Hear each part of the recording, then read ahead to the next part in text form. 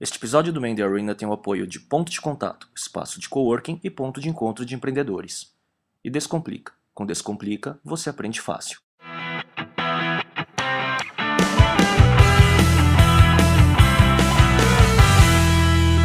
Olá amigos, esse é o Mandy Arena, o episódio 19, videocast sobre empreendedorismo e cultura digital. Eu sou o Léo Cuba. E eu sou o Miguel Cavalcante e estamos aqui com o nosso convidado especial, importado de Belo Horizonte, Yuri Gitaí. Yuri, prazer estar com você aqui. Cara, igualmente, muito obrigado pelo convite. Primeiro assim, como que se fala o sobrenome?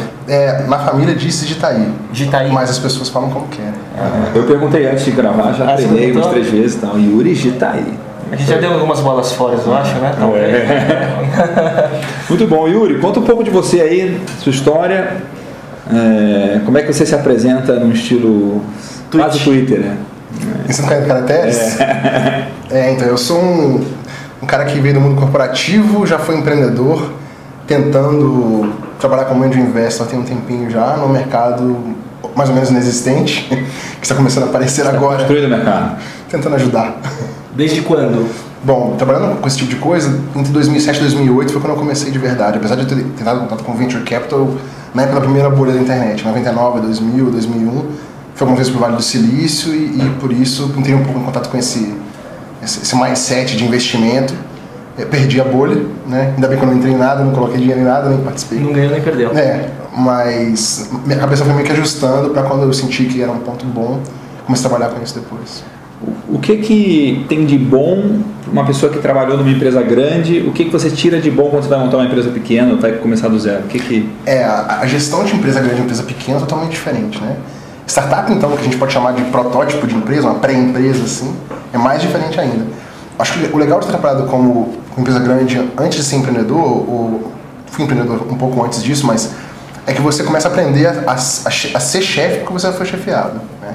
Então, trabalhar com empresa grande, descobrir como que a gestão de verdade é muito importante, eu acho, para quem vai ter uma empresa um dia. Se ela crescer, você tem um pouco de noção de como as coisas funcionam, né? E eu não senti muita falta disso, mas vejo que muita gente que eu conheço que está começando agora sente falta disso. O cara está com uma empresa crescendo na mão, tem 50, 80 pessoas e ele não sabe ser chefe, né? Ele não sabe chefiar. E essa liderança é importante, né? Então a gestão pesa nessa hora. Então o lado corporativo me ajudou a ser um empreendedor melhor. Ao mesmo tempo, trabalhando em startups e com essa gestão um pouco menor, né, de empresa um pouco pequena, me ajuda a ter um pouco mais de flexibilidade na hora de ser gestor de uma empresa grande. Então eu acho que os dois lados complementam bem um ao outro. E aí veio a aceleradora, né? Que é o que esse novo mercado de startups aí, a nova geração que todo mundo conhece, né? E qual que é o modelo da aceleradora e qual é o propósito dela? Então, eu comecei, a ideia da aceleradora, como ela é hoje, começou mais ou menos em 2008 para 2009. Em 2007, eu vendi minha parte da empresa que eu tinha de serviços, meu sócio continuou na empresa. Tecnologia? Era short sourcing, né? A gente fazia serviço para o exterior, para a Europa, para os Estados Unidos, e quando o dólar começou a cair em relação ao real, o câmbio era 4 para 1, 3,5 para 1, era muito bom exportar naquela época, né? Tanto que eu saí de empresa grande por causa disso, né? Eu saí do UOL para trabalhar nessa empresa por causa disso. E aí, quando essa onda começou a baixar um pouco, a gente sentiu que ia ter que mudar para o Brasil, virar para o Brasil, ganhar um pouco mais de dinheiro aqui dentro, mas com o tempo uma empresa de TI, normalmente de serviço, ela começa a não escalar, né? Ela começa a cair numa margem muito previsível e não crescer muito. Então eu comecei a questionar, puxa, como é que nós vamos crescer esse negócio? Né? E aí, é uma forma de fazer. Então essa foi a minha primeira tentativa. A gente conversava um pouquinho sobre isso, mas o foco era muito grande no dinheiro que bancava a empresa, tinha 70 pessoas numa época, e aí nessa que eu estava lá, e era difícil ter uma empresa com custo fixo alto tentar investir em produto, porque o custo de oportunidade de ter serviço funcionando é muito grande. Era escravo, né? Então, vocês conhecem o post do Eric Sands? Isso que eu estava pensando. Que eu falo para todo mundo, leia esse post, né? Você já viveu ele? Já. Não, óbvio. Então, o que eu tentei fazer foi o seguinte, como é que eu consigo trabalhar em mais de um empreendimento ao mesmo tempo? Eu não consigo ser investidor com muito dinheiro, mas eu consigo tentar começar em empresas pequenas. E aí eu peguei algumas empresas que a gente conhecia e comecei a bater papo com elas e descobri que talvez se eu trabalhasse um tempinho, depois de vender minha parte da empresa, ficasse um tempo tentando ajudar esses caras a achar um modelo bom, eu podia ter um pouco mais de experiência e ver como é que vai fazer bootstrapping com outros tipos de produtos. E aí em 2007 para 2008 eu comecei a trabalhar com algumas empresas de serviço, como conselheiro mesmo, né? Aproveitando meu tempo em casa, depois de ter vendido minha parte da empresa. E aí comecei a achar um modelinho que parecesse interessante. Ao mesmo tempo eu olhava para as empresas de produto e via que os caras não tinham muita noção de como é que eles iam crescer. Então, o que é o ponto que eu estava? Eu tinha um mercado que parecia ser promissor na frente, não existia startup no Brasil, né? Quando apareceu o Bubox, era o Bubox, quem mais que tinha? Não tinha quase mais ninguém. O Marco Gomes começou a fazer um negócio que pouca gente tinha pensado. Tinha um vale, né? Entre a primeira geração e a nova, né? Eu gosto do exemplo do Marco por causa disso. Ao mesmo tempo, eu vi que existia essa possibilidade, mas não tinha ninguém fazendo direito. E eu pensei assim, se eu trabalhar como angel investor, eu vou jogar dinheiro fora, porque não vai ter negócio para investir. Como é que eu acho essa equação, né? Não consegue montar portfólio, né? E aí, como é que eu vou fazer follow-on? Quem vai comprar minha parte? Ou quem vai fazer o segundo investimento na empresa? E se a empresa não crescer, perdi meu dinheiro? Então eu comecei a trabalhar com um modelo um pouquinho diferente do que... Eu não conhecia a aceleradora lá de fora, não conhecia o modelo da aceleradora, mas achei que a aceleradora fosse um nome interessante. Porque não é uma incubadora, é uma coisa que tenta fazer o negócio andar mais rápido, para fazer dinheiro mais rápido, para crescer na escala. Então, nesse período de um ano aí, eu comecei a pensar uma forma de fazer isso direito. Em 2009 foi quando eu bolei esse modelo, que é um modelo tentativo, que mais ou menos a cada 6 a 12 meses ele muda, porque o mercado está mudando muito rápido, né? Que basicamente é pegar as empresas que estão um pouco abaixo do patamar em que os investidores gostariam de colocar dinheiro, pegar esses caras, melhorar o negócio, melhorar a empresa, muito mais com gestão do que com dinheiro inicialmente. Né? E depois que o cara começa a chegar num ponto que vale a pena colocar dinheiro, aí sim, mas a primeira lição para os caras é, você não precisa de dinheiro, você precisa vender. Você precisa estruturar que negócio está na mão, você está com qual negócio na mão? Eles não sabiam responder. Então, é esse buraco, esse buraco que eu tava. Você era confundido com incubadora, assim? Você... E para falar pro pessoal que está assistindo, qual a diferença entre incubadora e aceleradora, as principais diferenças? Acho que a incubadora está preocupada em pegar um negócio que está começando e abrigar aquele negócio para ele encontrar um caminho e começar a seguir. Né? Tipo, é um ninho para chocar o ovo. São normalmente empreendedores com pouca experiência, ou quase nenhuma experiência, vem de faculdades, grande parte. Não tem a pré-incubação, você coloca o cara mais ou menos no eixo. Fornece até infraestrutura, né? Isso. O modelo de incubadora normalmente é assim, você paga R$500 por uma sala por mês e você fica X tempos na incubadora, por exemplo, 2 anos. Quando você sai, a incubadora normalmente tem direito a um percentual do seu faturamento durante o mesmo tempo que você ficou por lá. Então é um modelinho que tenta se contrabalancear e o cara dá de volta para a incubadora. Mas, ao mesmo tempo, o que eu pensei na aceleradora, né? E na época que eu pensei o nome, eu não conhecia muito bem como é que ia ser o modelo. Mas, basicamente, não era pegar os caras que estão começando, né? Quem já começou já tem alguma coisa. Dar uma atração um pouco mais forte. Um cara que tem um projeto que não está muito caracterizado, mas ajudar esse cara a crescer num projeto diferente. Um cara que tem potencial, mas tem um monte de furo, vamos dizer, na empresa dele, assim, falta marketing, ou falta o cara entender alguma coisa, e aí você consegue ajudar o cara a enxergar primeiro onde está esse buraco e... Às vezes a gente não enxerga, né? Às vezes o mentor não enxerga, né? Então, o que eu pensei? A incubadora pega os caras que estão começando. Eu tenho que pegar os caras que não sabem para onde que estão indo, esquece plano de negócio para fazer incubação, esquece isso. Qual que é o seu negócio? Que produto você está servindo? Esse produto atende alguém? Quem que ele atende? Por quê? Qual que é a sua prova que ele atende? Então, é um trabalho que hoje em dia a gente chama de Lean Startup. Então, no Lean Startup, onde que está o ponto que você pega um negócio? O Lean Startup, esse tema, né, é uma das ferramentas que a gente usa no processo como um todo. Claro. Tem cara que não precisa ser. É um framework ótimo. Então, tem um monte de framework diferente. Customer Development o Business Model Canvas, por exemplo, é uma ferramenta que a gente usa. Lean Startups é outra. Quando o cara começa a falar de meu produto é esse, cara, você validou esse modelo? O que é validar a hipótese? Deixa eu te mostrar isso aqui. A gente usa isso. Mas não é um credo, né? Não é um gospel, é só uma linha, uma ferramenta. Então, é engraçado quando as pessoas perguntam sobre incubação e aceleração. Como você acha que não vale a pena usar isso? Não vale a pena? A gente está discutindo no Twitter ontem, eu acho. Não lembro com quem agora mais. Eu vi, mas eu acabei não peguei. Que, poxa, você consegue. Para web consumer, né? Startup web, é fácil falar de Lean Startup. Você normalmente tem uma solução desconhecida, você quer propor um produto, não sabe quem aquilo atende direito, e você testa várias hipóteses e o Lean funciona, né? Mas se tem um pesquisador trabalhando há 3 anos numa vacina contra alguma coisa, vai ser Lean para você ver, né? O cara precisa de bolsa, o cara precisa de dinheiro, precisa de colocar mais pesquisador nessa brincadeira.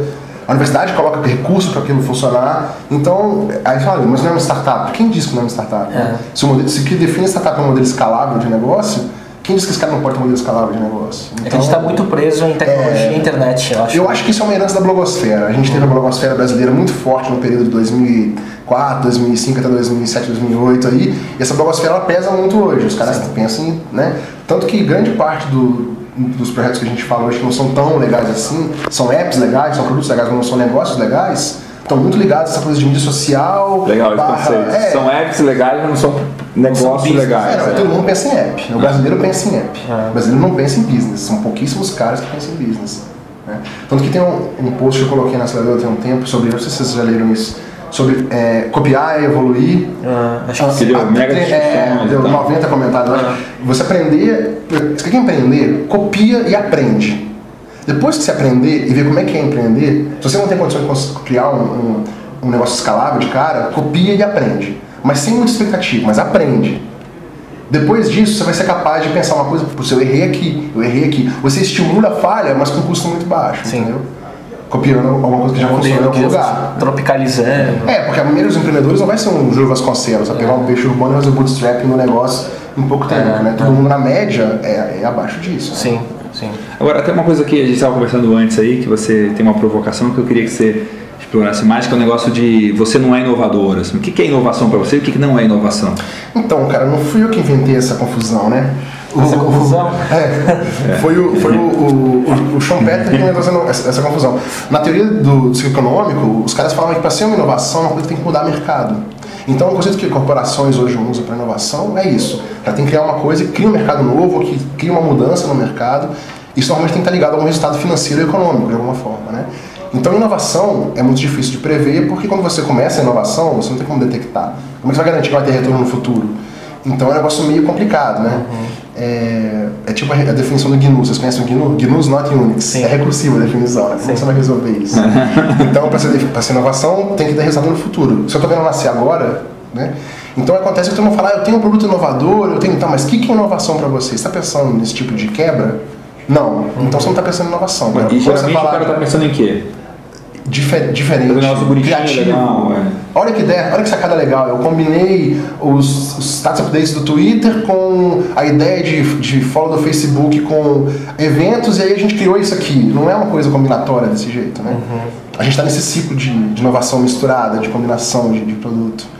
E aí, os caras me falam, eu recebo muito menos acelerador. Mas você até pode ter um negócio inovador que é baseado em duas coisas que já existem e... Não pode, é uma inovação incremental. Mas lembra, o que a gente está falando é de inovação radical, que é inovação de verdade. Quando você, o que é um negócio escalável, né? Quando você quebra cria um mercado novo, por exemplo. Ninguém comprava aquilo ali, isso aqui introduz uma demanda nova. Então, você não vai fazer isso combinando pequenas coisas, você vai ter que ter uma quebra. Para ter uma quebra tem que ter uma coisa mais ou menos grande, ou um paradigma meio trocado, né? Sim. Lembra, eu falei com você hoje mais da fase do Chris Dixon, né? A próxima grande coisa vai parecer um brinquedo no começo, né? Então, achei muito legal. É mais ou menos isso. Você olha pro Twitter quando começou... Exatamente. O que é isso? Ninguém pegava. Né? Até hoje, tem muita gente que não pega. Não, mesmo assim, a gente que pega hoje não pegava também naquela época, porque o negócio precisa começar a funcionar, pra você entender como é que a coisa vai criar massa. E os próprios... Sem massa ele não funciona pra nada. E o próprio pessoal, né? Jack Dorsey, Evan Williams e tal... eles não sabiam também, né? Que o uso... Porque o retweet, por exemplo, uma das coisas simples, né? Que a comunidade inventou. Sim. Exatamente. Foi criado pelo... Né? Depois que teve massa, né, a própria comunidade foi fazendo a ferramenta evoluir e dando os inputs para eles. Né? Então, assim, a gente tem uma herança da blogosfera muito forte e isso a gente tem que quebrar, eu acho. Né? O empreendedor brasileiro ele é muito web, muito internet. Ele não pensa em demandas reais no mercado real. Né? Tem poucos caras fazendo uma demanda offline virar uma coisa na web. E esse negócio de juntar o online com o offline, né? É uma das coisas, até o peixe urbano, né? Grupons da vida, é uma das coisas, né? Tem um post muito bom do TechCrunch, acho que você que tweetou, eu achei depois por ele, que o cara fez uma análise de vários negócios que misturam online com offline, tipo Airbnb, né? Tipo, que tá um negócio que você reserva o táxi via iPhone, e você aluga um quarto da sua casa, usando um esquema tipo eBay, só que para hotéis e para quartos, para casas e para coisas, assim, essa junção do online com o offline, né? Fazer o online servir para o offline e vice-versa. Estou pensando num exemplo aqui. Legal. O Marcelo Prata do canal do Crédito, o cara ele está buscando um produto que é facilitar o financiamento imobiliário. Então você passa um tempão danado tentando fazer um financiamento, descobre que tem que ter um monte de papel, tem um processo burocrático com o banco, descobrir qual é a menor taxa, o melhor financiamento para você. O que esses caras fazem? Eles verificam em todos os bancos, né? Vem quem tem a menor taxa e não cobram nada de você e faz esse processo para você. De onde ele ganha? Do banco. Então a ideia é um negócio offline simples, corretagem de financiamento, né? sendo que o cliente não paga nada, Só que ele usa só que o que ele faz? Ele pegou o modelo na web e colocou, cara, se eu aumentar minha geração de prospects pela internet, eu estou economizando trabalho online. Então, está usando a internet como um trampolim para ganhar mais clientes. Canal de aquisição, né? Então, é mais ou menos isso que está faltando, eu acho. Negócios do mundo real, tem demanda real. Que usa a tecnologia do online, mas na verdade ele acontece na vida real, não é uma coisa que está só no online. Né? E Yuri, isso não é escalável, não pode até não ser escalável, mas o cara está usando uma demanda real e criando uma ferramenta na internet para puxar essa demanda. O Groupon também ninguém falava que é escalável e ele não é escalável, né? Tipo, ele demanda de gente. Ele consome muito dinheiro para ser escalável, né? Os caras gastam muito do que eles recebem de receita, eles gastam muito em publicidade. Não, tem aí, você entra no TechCrunch e tudo que está sendo falado, né? O TechCrunch está até abusando um pouco, né? Nem leio tanto. Nas críticas. Agora o TechCrunch é caras da internet, não tô lendo mais não. É verdade. É verdade. E aí, seguindo, o que hoje, no modelo da aceleradora, quais são os principais pontos que você avalia no empreendedor ou no negócio para colocar para dentro? Então, a gente tinha modelos diferentes ao longo dos tempos, né? Quando eu falo a gente, porque os mentores também participam muito disso. Pelo menos nessa escolha, na avaliação dos empreendedores. A gente antes tinha coisa que a gente achava legal e tinha alguma coisa a ver, era diferente. Não era uma inovação radical, mas era diferente. A gente internalizava isso, trabalhava com os caras. Depois de um tempo, esse ano, por exemplo, a chamada está totalmente diferente. Esse ano a gente fez a chamada, deram 20 empresas mais ou menos que a gente colocou como primeira aprovação. E ao invés de a gente escolher quais eram as melhores, a gente fez os caras trabalharem na internet para gerar buzz e ver quem que tinha a melhor performance, resposta, vamos dizer assim. Então os caras tinham comunidades fortes, a gente insere essa comunidade para poder fazer eles aparecerem bem. Os mais legais são os caras que não tinham comunidade nenhuma e conseguiram ter uma votação grande, quer dizer... Então, e teve isso? Teve. Por causa da ideia, enfim...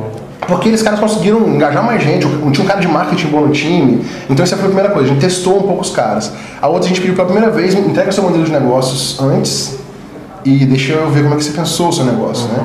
Então tem coisas, maturidades muito diferentes. Tem um cara que eu me amarrei, eu não vou falar o nome porque depois o pessoal vai zoar, mas... Cara, eu fiz um guardanapo aqui e desenhei as 9 caixinhas e coloquei aqui, tudo bem pra você? Escaneei e me manda. Então, o guardanapo do cara com business model. Que legal, hein?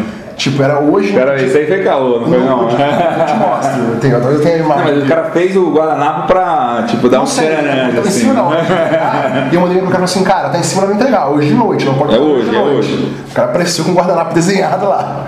Eu achei interessante, assim... Se eu for parar pra pensar, é ruim você fazer isso, né? Mas eu achei super legal. Falei, putz, não sei se o cara tentou fazer diferente. Dos outros você não lembra, mas do guardanapo você lembra, né? Foi memorável, né? Então, isso foi uma coisa que a gente fez diferente.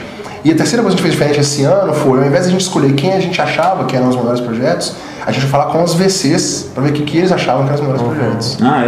E aí a gente teve muitas feedbacks diferentes, muita ideia totalmente diferente de um VC para o outro, caras que apostavam num segmento e não apostavam no outro, e com base nisso a gente começou a tentar alavancar esses caras com os VCs.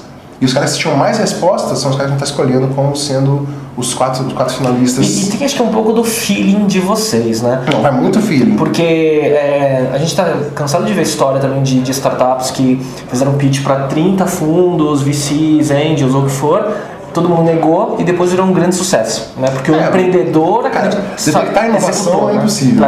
Então, né? Eu mostrei um pro Miguel antes da gente começar um pouquinho. Te mostrei uma lá. O que você achou dos caras? Muito legal. O que tem de diferente, você achou? Que quando você olha pro projeto que eu te mostrei de e-commerce lá. Você não consegue ver o que está por trás ali, né? Não é isso? Quando você saca o que é o business do cara aí quando você saca, você fala, pô, legal pra caramba o negócio. Então, assim, é difícil detectar isso. Tem uma pegadinha, quando você entra e olha, a casca é uma coisa, o que está por dentro, o sistema, né? Que tá o business model. E tem outra coisa, né? Quando você vai chamar o pessoa para ver se vai entrar no programa da aceleradora, em alguma etapa você vai encontrar pessoalmente o empreendedor, né? Claro. Porque é fundamental. Né? Alguns casos a gente começou encontrando pessoalmente, né? Essa etapa talvez seja que a gente fez isso amanhã. Você conseguiria descrever o que você olha do cara, assim? Eu não gosto desse tipo de coisa, assim, eu quero ver sangue nos olhos, quero ver um cara agressivo, drive, não, cara. Não? O cara às vezes... Mas tem alguma coisa, né? O cara às vezes os caras estão imaturos às vezes, mas você viu... Mas drive não é essencial? Então... Você já pegou algum pilha fraca? Já, cara. Já? E deu certo? Não. Mas eu acho legal a experiência, entendeu? A gente fez Não, claro. A gente trabalha muito informalmente com esses caras. O Yuri é um cara coração bom também. Você deve ter falado, pô, esse cara tem chance, vou dar uma chance. Eu sou muito exigente, sou bem chato, inclusive, no processo, né? Isso até, às vezes traz problemas para relacionamento, não porque você fica brigado com o cara, mas você tem que, às vezes, ser um pouco mais direto. Tem poder na ferida ali no lugar. É ruim isso. Não é o Paul Graham tem uma paciência de Jó. Eu queria montar um negócio que aluga carros e entrega na casa das pessoas com uma velhinha dirigindo para ele poder ir devagar. O cara fica, mas eu fico pensando, como assim? O Paul Graham fica, você já pensou se existe alguma forma de você... Eu não consigo fazer isso, então não tem jeito. É estilo. Isso funciona bem para americano, que o empreendedor médio está empreendendo desde o college, né? Ele está empreendendo tem uns 2, 3 anos pelo menos. O Brasil está começando perto dele agora, né? Então é um pouco difícil você pegar esse cara e falar, então, o que você acha? Chamar aceleradora, não é pé no freio, né? Não é baixa, né? Vou reduzir para acelerar depois, não dá. Então, eu não procuro muito esse tipo de característica muito direta, não. Eu pego muito pelo a ideia que o cara teve, como ele colocou isso, e, sinceramente, se eu fosse pegar só empreendedores muito bons no Brasil, eu ia ter poucos para poder trabalhar. Então a gente pega muitos caras médios que estão ficando bons. Esses caras que têm um potencial muito grande numa coisa, mas que você vê que falta A gente pega um cara um passo antes dele ficar bom. É como a gente trabalha. Os VCs pegam um cara que os caras estão bons. A gente pega os caras um passo antes e se melhora junto com eles. E juntando duas perguntas em um aqui, o que você acha desse momento do ecossistema? Mas já fazendo a pergunta da resposta que a gente quer, que eu queria perguntar e o glamour sobre esse mercado hoje? Então, falando sobre glamour, eu acho que é uma palavra interessante. Eu não acho que seja glamour a palavra certa, não. Eu acho que é mais aquela coisa de brasileiro, de cara, eu tenho alguma coisa aqui, entendeu? Tipo, me respeita porque eu cheguei até aqui. Muita gente está assim ainda, o cara tá numa vibe de empreender, né? Ele é um entrepreneur, ele não é um entrepreneur, ele é um entrepreneur, ele quer empreender, ele não está lá ainda. Né? Então existe uma necessidade de incentivo para esses caras, para eles existirem e eles persistirem, continuarem, né? Então eu acho que parte desse glamour que a gente percebe vem um pouco disso. Agora vai começar, acho que eu também falei isso no Twitter outro dia, né? O melhor modelo de negócio esse ano para startup é evento para startup e para angel. Estou fazendo também agora. Então, assim, todo mundo quer fazer, eu também vou fazer. Qual que é a graça disso? É porque você precisa dar um pouco de motivação para esses caras trabalharem, dar um ambiente que eles possam existir, né? A gente fez 8 meetups em 2010, agora o BR New Tech fez meetups bons aqui em São Paulo, então existe uma atração mínima, isso é necessário, mas quando todo movimento está começando, existe aqueles caras que estão, meio um pouco deslumbrados com a coisa andando. Faz parte, não é? Faz parte, né? Então eu não acho que seja um glamour assim excessivo, né, vamos dizer assim, mas o que não pode existir é o hype. Como é que funcionou no Brasil? O Brasil teve um tempo muito grande de combinação de empreendimentos pequenos, coisas não são tão inovadoras. De repente, o Brasil sai na Economist lá fora, o Brasil takes off, lá em 2009, o Buscapé, a venda do Buscapé para Naspas é um dos 10 maiores negócios de internet de 2009, tecnologia no mundo todo. Então assim, o Brasil bombou. É verdade. Uma atenção danada. De repente, a mídia brasileira começou a cutucar startup. Aí uma revista falou, outra falou também. Mídia. Criou-se uma atenção maior para isso. Né? Antigamente eu recebi e-mails de empreendedores na aceleradora falando, eu queria ser empreendedor, como é que eu faço para lidar com vocês? Eu já recebi e-mails de angels falando, eu queria ser angel, como é que eu faço para lidar com vocês? Então, sério? começou a existir um despertar. Eu queria ser angel. Tem muito isso. Que louco. Muito legal. Então, começou a existir uma atenção para esse tipo de coisa. Esse glamour, que você chamou de glamour, que na verdade é só um hypezinho, né? Uma atençãozinha maior para isso, começou a estimular isso. O problema é quando só existe isso. O problema é quando o glamour não é seguido de uma onda de coisas realizadas, né, de resultados de verdade. Sim. Então nós estamos começando a ter investimentos, a Stella fez investimentos bons, a Monax tem feito investimentos bons, outros fundos estão entrando aos poucos em operação para fazer investimentos bons. Isso tem começado a dar resultados, os caras começam a crescer. Mas só que fazer uma empresa boa demora de 2 a 3 anos no mínimo. Sim, né? Bastante investimento para escalar, né? Depois que achou o modelo. Então como é que você faz bootstrapping, por exemplo, num cenário em que você não sabe diferenciar o que é negócio de app, né? Então... O bootstrapping não é um aplicativo que cresce muito. E quando eu falo com os empreendedores que falam sobre isso, o que é o glamour para eles? Não, cara, mas se eu fizer uma app e ela crescer, eu tenho um tremendo negócio na mão. Eu falei, não, você tem uma marca que está crescendo. Agora, como é que você monetiza essa marca? A publicidade. Então, não funciona assim, né? Sim. Então ainda tem uma peguinha faltando. Então o problema é, Uma publicidade que vai ter que ser vendida e o cara não quer vender nem vai pensar como é que vende essa publicidade. Sim. Então assim, existe um glamour, mas se isso não for seguido de uma onda de realização... É porque empreender é fazer, né? E é isso pra mim, nós estamos nesse momento agora. Vai ter um monte de aceleradora no Brasil em 2011, tá parecendo um monte, vai pipocar um monte, é normal isso aí. Você vai acelerar as aceleradoras. Então, né? E o que vai acontecer agora é que eu acho que vai existir mais dinheiro disponível, mas também vai existir mais dinheiro disponível pra gente que não sabe muito bem o que tá fazendo. Os bons negócios, os bons deals, vai estar todo mundo brigando por eles. Talvez. Não sei. Será que não? Sei. Eu acho que os bons deals estão todos encaminhados já. Os bons deals de hoje estão todos encaminhados. É a próxima coisa que vai aparecer e vai começar a ser a nova leva, eu acho. Acho que essa nova leva está voltando. As próximas coisas. Nós não chegamos lá ainda. Nós estamos ainda na parte da combinação de inovações. A gente tem que chegar na parte que começa a ter coisa realmente diferente. Né? Mas, e sem citar nome, se não precisar, se não puder, você está vendo coisa boa? Então, eu estou vendo um amadurecimento contínuo em várias regiões do Brasil ao mesmo tempo, de ideias que pensam mais em negócio e menos em apps, menos em produtos, menos em features. Mas não tem ninguém de verdade rodando de forma escalável, nenhum produto muito diferente rodando. Né? O que tem hoje são ideias diferentes, são abordagens diferentes para coisas já existentes, mas muito focado ainda naquele negócio de tecnologia, mídias sociais, internet, ainda muito focado nisso. Né? Então, assim, você fala, Yuri, a aceleradora gosta disso. Não tem muito mais o que fazer. É só isso que estão produzindo, né? Então, a gente trabalha com isso justamente por causa desse fator. Né? E talvez um negócio nesses nichos ou nessas vertentes, mas bem executadas, também podem dar muito certo, né? Eu acho que a grande necessidade é os caras começarem a pensar diferente. Ao invés de clonar, clona umas clonas diferentes. Ou então, ao invés de... Se inspira e não copia, né? Acho que é por aí, entendeu? Ou então testa, aprende, passa aperto, desiste e começa outro, mas começa melhor, entendeu? Eu acho que é por aí. Tá faltando essa... Não começou isso ainda. Então você perguntou, tem empresa legal, tem exemplos legais? A nova ainda não surgiu, eu acho. Então você já respondeu a pergunta de quais novas startups do Brasil com maior potencial de crescimento? Não vale falar do peixe urbano, porque o cara que cresceu mais em 2010. Então tem muitos negócios legais aparecendo, mas difícil ter um exemplo concreto. Por que você fala que não vale o peixe urbano? Porque é o único exemplo que todo mundo sabe dar, porque o único que cresceu no Brasil em 2010 é o peixe urbano. Né? Talvez os agregadores de peixe urbano. Mas é isso, é assim que funciona. Sim. É o que tem de... Né? E aí, o que você tem você tem alguma dica para gente que está querendo empreender, para novos empreendedores, entrepreneurs aí, o cara bater lá na sua porta, o que você fala para ele? Normalmente tem caras diferentes que batem na minha porta em pontos diferentes de empreendimento. Né? O que eu sugiro sempre é o seguinte, a primeira coisa que eu falo, beleza, é isso que você está querendo fazer? Eu não vou te fazer a pergunta que todo mundo vai te fazer, como é que você vai ganhar dinheiro com isso? Eu vou te fazer vou trocar uma premissa. Se você estiver errado e isso não é o produto que você vai tocar, isso não vai dar certo, qual é o seu plano B? Você já pensou nisso? Vai falar, não pensei. Então comece a pensar no seu plano B agora, porque isso vai dar errado. Não porque você pensou vai dar errado, porque normalmente dá errado. Não é que você é burro, muito baixa de dar certo. Tem que trabalhar na ponta que tem 90% de chance, né? Então, você vê aqueles posts, né, de veículos aí de tecnologia, internet, startups, que sempre mostram os grandes sucessos. Começou assim, voltou pra cá e aí virou, né? E outra, a gente espera, empresa não se cria do nada, né? O cara tem que entender que começar a dar certo, ela é transitar de startup para empresa. Ela começar a virar uma coisa realmente de verdade mesmo. E os caras estão pensando em fazer produtos.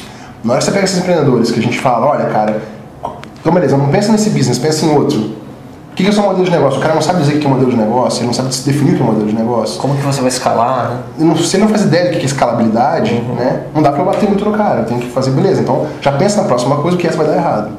Tem cara, assim como a gente tem gestores em pequenas empresas ou médias empresas que estão muito focados na operação e que estão por aqui o problema, e é difícil o cara levantar e respirar e olhar pro trabalho dele e falar o que eu posso fazer diferente para mudar, o cara que tá na startup, ele tá naquele ciclo contínuo de produção, é difícil para ele falar assim, o que é meu próximo negócio? Como é que eu vou mudar esse negócio de direção?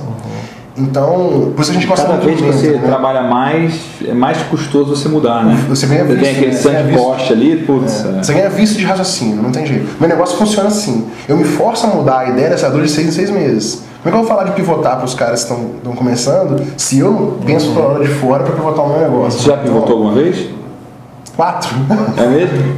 Em 2 anos. Pode falar talvez a cada 6 meses. Específico, assim? Cara, a gente tinha a abordagem de como trabalhar. Esse ano agora a gente vai ter que mudar bastante. A gente bate muita gente na porta pedindo consultoria pra gente. VC fala, cara, eu tenho uma empresa que eu acabei de investir, quer acelerar ela pra gente, mas eu não posso dar equity, eu posso dar dinheiro de consultoria.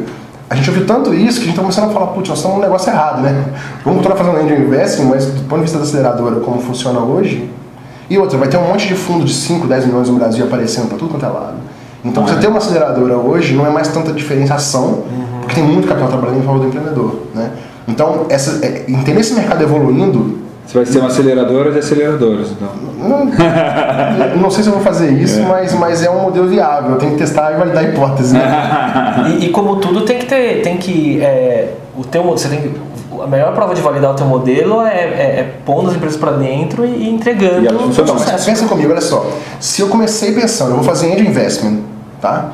Putz, não vai ter angel investment. Esse cara não tem... Eu não sabia que era assim, mas não vai ter follow-on, não vai ter exit. Isso foi 2007.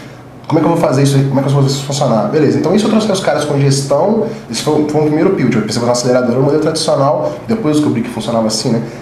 Isso eu fiz gestão primeiro, chegar com o cara num ponto certo e depois crescer. Tá, funciona, mas os caras não querem te dar equity, nem te pagar nada, porque o empreendedor não tem dinheiro, né? Pra você ajudar o cara com gestão no início. Então, como é que vai ser o outro modelo? Aí eu comecei a juntar os mentores em volta no Brasil todo para poder ajudar a construir esse negócio. Então, beleza, com os mentores funciona um pouco melhor, porque eu escalo um pouquinho melhor no modelo e pego caras de regiões diferentes. Se eu tinha uma empresa de offshore outsourcing que tinha projetos em lugares diferentes do mundo, gerenciar os caras à distância, por que eu tenho sonho de investir, se eu investo na minha região? Por que eu não posso investir num cara à distância? Se eu consigo fazer isso funcionar direito? Tá bom, deixa eu testar um modelo à distância, então. Então essas pivotadas que eu te falei, que a gente fez pequenos ajustes no modelo, em que a gente foi tentando descobrir como é que funcionava bem ao longo desse tempo. Agora, a gente chegou num ponto em que o mercado mudou muito rápido. Então, tem muito dinheiro disponível, tem muito cara querendo fazer aceleração, então a aceleradora e o mentor não são tão importantes quanto antes, porque o dinheiro agora existe. Né? Então, como é que eu trabalho no mercado em que o dinheiro é abundante? E eu não quero mais gastar o meu capital com isso. Né? Então, uma possibilidade é... Por que é um modelo possível? Vira um fundo. Cria um fundo e vira um fundo. Não, mas eu vou ser em vez de ser uma aceleradora no meio de um monte, eu vou ser um fundo no meio de um monte. Aí é diferente, mas seria um fundo com o diferencial de também acelerar. Todo mundo vai fazer isso. Eu vou dar 50 mil, 80 mil em troca de 8, 5%, te acelera e toma dinheiro. Né? O problema é que se essa onda não renovar do jeito certo, os caras vão passar por problema que eu passei no começo. Sim. Que é pegar um monte de cara que não vai entregar para o próximo passo. Se acelera e não tem a próxima etapa. E aí, como é que funciona? Então, ou esses caras vão ter que ir muito bem, ou esses aceleradores vão ter que fazer esses caras virarem, né? Mas, olhando de uma outra forma, assim, de tudo que você faz, o que você mais gosta? Cara, eu acho que o processo de você pegar uma empresa, ajudar no bootstrapping dela... Se você é um empreendedor, você gosta de quê? Empreender. O fato de você poder empreender junto com outras pessoas e ver businesses diferentes o tempo todo e saber trabalhar com cenários diferentes, ajudar os caras em cenários diferentes, eu acho muito legal. Então, é como se tivesse um bootstrap diferente a cada dia, entendeu? Comecei um negócio, um setor diferente a cada dia. É mais um coaching, assim. Não, eu digo no meu caso, que eu tô aprendendo bastante, né? Eu tô mexendo com vários caras diferentes, trabalhando com vários cenários diferentes. Então eu vejo um modelo de um cara aqui e converso com um cara no dia seguinte e falo, cara, esse modelo desse cara é melhor para esse do que para esse. E o fato de ver muitas empresas diferentes, coisa que o Andy normalmente não veria, porque ele trabalha em menor escala, facilita muito esse aprendizado, né? Então, para mim, eu gosto de 3 coisas. Eu tenho que ter qualidade de vida, uma remuneração boa e aprendizado, desafio. Né? O tripé das coisas que esse negócio eu acho importante. Se eu tenho 2 coisas funcionando legais, para mim tá ótimo. Então, o que eu tenho na aceleradora? Eu tenho pouca remuneração, tenho qualidade de vida e tenho aprendizado e desafio. A hora que um desses 2 começar a falhar, ou eu compenso com a remuneração, então eu vou ter que largar esse modelo para outra coisa. Sim. Então é mais ou menos assim, eu gosto disso. Ou então vai acontecer o contrário, ele vai continuar com essas 2 e ainda vai ganhar muito. O que não é Perdendo esperanças. Boa sorte para as aceleradoras esse ano, né? Estou entrando no mercado agora. Eu acho que uma avaliação do que a gente estava falando, mas algum aprendizado que você queira compartilhar de tudo isso que você passou e o que a aceleradora te ensinou, assim, de... Eu acho que eu aprendi muito com os empreendedores. Fiz muita coisa errada também. Tem alguma coisa que você aprendeu esse ano, assim? Pô, você tem um cara que tem uma super experiência, tem alguma coisa que você, tipo, que eu aprendi esse ano? Eu não fiz esse levantamento ainda, terminou meu semestre para eu fazer minha análise. Mas assim, eu acho que como o mercado está mudando muito rápido, né? Os caras estão mudando muito rápido.